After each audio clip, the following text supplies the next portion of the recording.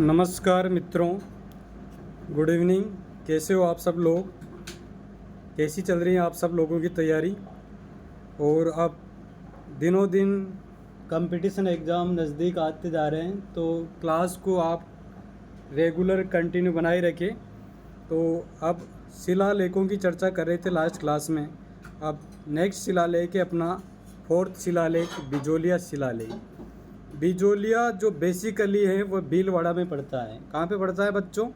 भीलवाड़ा में पड़ता है। और मित्रों, ये 1170 ईस्वी का शिलालेख है। 1170 ईस्वी का शिलालेख है। और भीलवाड़ा के पार्श्वनाथ दिगंबर लेख में ये क्या मिलता है अपने को, इसकी जानकारी प्राप्त होती है। और इस शिलालेख में 93 पद हैं।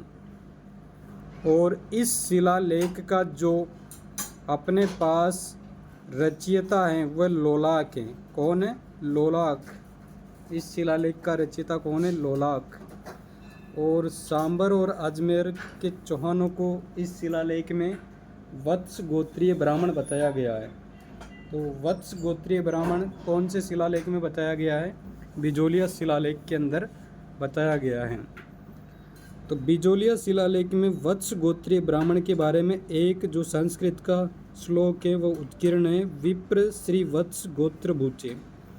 और कई स्थानों पर प्राचीन नामों का उल्लेख भी इस शिलालेख में मिलता है।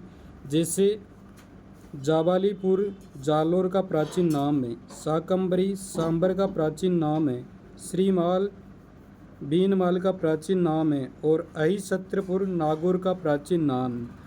अब इस शिलालेख के अगर रचयिता की बात करें तो शिलालेख के रचयिता कौन थे? गुणभद्र थे। और लेखक कौन है इसके? कायस्थ केशव हैं। अब नेक्स्ट शिलालेख है अपने पास चिरवे का शिलालेख। तो चिरवे का शिलालेख उदयपुर जिले से संबंधित है। और यह शिलालेख 1273 ईस्वी का है। कौन से ईस्वी का है? 1273 ईस्वी का है। और इस शिलालेख में 51 श्लोक है, 51 श्लोक है। इस शिलालेख के प्रशस्तिकार रतन प्रभु सूरी हैं, लेखक पासरो चंद्र हैं और शिल्पी देलन हैं। इस शिलालेख में जो इम्पोर्टेंट बात सामने आती है वह मेवाड़ के प्रारंभिक गुहिल वंशों की जानकारी अपने को देखने को मिलती है। तो यहाँ से क्वेश्चन पुटअप होता है कि मेवाड़ के प्रारंभिक गुहिल वंशों की जानकारी कौन से शिलालेख से अपने को देखने को मिलेगी? तो वह मिलेगी चिरवे के शिलालेख से। इस शिलालेख में और भी चीज़ें इम्पोर्टेंट है, जैसे विष्णु मंदिर की स्थापना, शिव मंदिर के लिए भूमि दान, गोचर भूमि दान और सती प्रथा का भी इस शिलालेख में उल्लेख मिलता है। अब नेक्स्ट शिलालेख है अपने पास रणकपुर प्रशस्ति।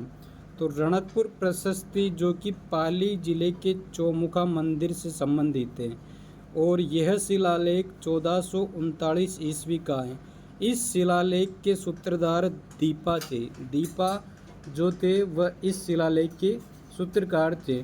और यहाँ पर जो इम्पोर्टेंट फैक्ट है वह यह है कि नाणक शब्द का प्रयोग सर्वप्रथम रणकपुर प्रशस्ति में देखने को मिलता है। इसके साथ साथ ही इस शिलालेख में बप्पा रावल और काल भोज को पृथक पृथक व्यक्ति बताया गया है। बप्पा रावल और काल भोज जो कि मेवाड़ वंश से संबंधित हैं, उन दोनों को अलग अलग व्यक्ति रणकपुर प्रशस्ति के अंदर बताया गया है। और मेवाड़ के शासक बप्पा से लेकर कुंभा तक के शासकों की जानकारी इस शिलालेख से प्राप्त होती है। नेक्स्ट शिलालेख है रामपोल का शिलालेख जो कि चित्तौड़ से संबंधित है। और अगला शिलालेख है कीर्ति स्तंभ प्रशस्ति। कीर्ति स्तंभ प्रशस्ति बहुत इम्पोर्टेंट है, जो कि चित्तौड़गढ़ दुर्ग में स्थित हैं और 1460वीं ईस्वी की है। इस जो प्रशस्ति है इसमें कुंभा की उपलब्धियों अर्थात कुंभा के व्यक्तित्व गुणों और उसके साहित्यिक गुणों का उल्लेख मिलता है। साहित्यिक गुणों में उसके द्वारा लिखित ग्रंथों की जानकारी अपने को कीर्ति स्तंभ प्रशस्ति से प्राप्त होती है। प्रशस्ति के रचयिता अत्रि हैं और जो इसको क्या किया था? प्रारंभ किया था। और महेश भट्ट ने इस प्रशस्ति को क्या किया था? पूर्ण किया था।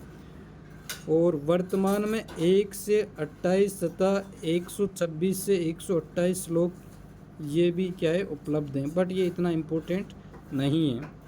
नेक्स्ट है राय सिंह प्रशस्ति। तो राय सिंह प्रशस्ति में क्या होगा, राय सिंह प्रशस्ति बीकानेर जिले से संबंधित है और 1594 की है और राव बीका से राय सिंह तक के शासकों की उपलब्ध थी। इस प्रशस्ति में अपने को देखने को मिलती हैं और इस प्रशस्ति के जो रचयिता हैं वह जेता हैं, ये इम्पोर्टेंट फैक्ट हैं इसमें। अगली है अपने पास आमेर का लेख। आमेर का लेख आमेर के कछवा वंश के इतिहास से संबंधित है और ये जो आमेर का लेख है ये 1612 ईस्वी का है। इस शिलालेख में मान सिंह को भगवंत दास का पुत्र बताया गया है और मान सिंह द्वारा जमुआ रामगढ़ का निर्माण भी की जानकारी भी इस आमेर लेख से अपने को मिलती है।